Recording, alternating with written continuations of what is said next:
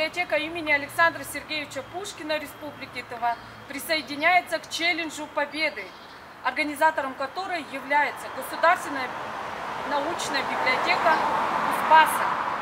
Великая Отечественная война объединила множество народов в борьбе с общим врагом фашистской Германии.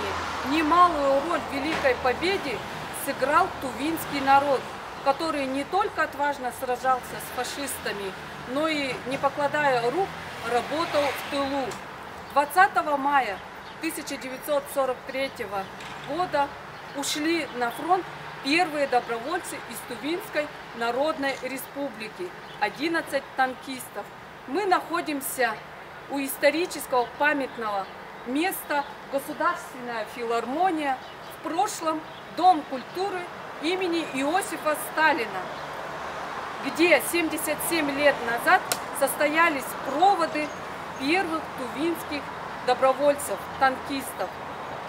1 сентября 1943 года в 9 часов утра отряд из 206 добровольцев построились здесь, перед зданием Верховного Хурала, в прошлом правительства Тувинской Народной Республики, и отправились на фронт для борьбы с немецко-фашистскими захватчиками. По последним данным, в Великой Отечественной войне приняло участие 220 тувинских добровольцев. Только 165 из них вернулись на родину. 1 сентября 2016 года у бизнес-центра Кызыл в память тувинским добровольцам был торжественно открыт памятник добровольцев из Тувинской Народной Республики. Отважный сын тувинской земли, доброволец Чапсын Сапьян Лапсанович писал письмо с фронта маме. Дорогая мама, освободили от фашистских орд город Будапешт. Население города вышло на улицы, нам дарили цветы. Запомнились радостные лица, улыбки, крепкие рукопожатия и объятия венгров. Никогда не забуду детей в этом освобожденном городе. Пешие и механизированные колонны двигались по улицам.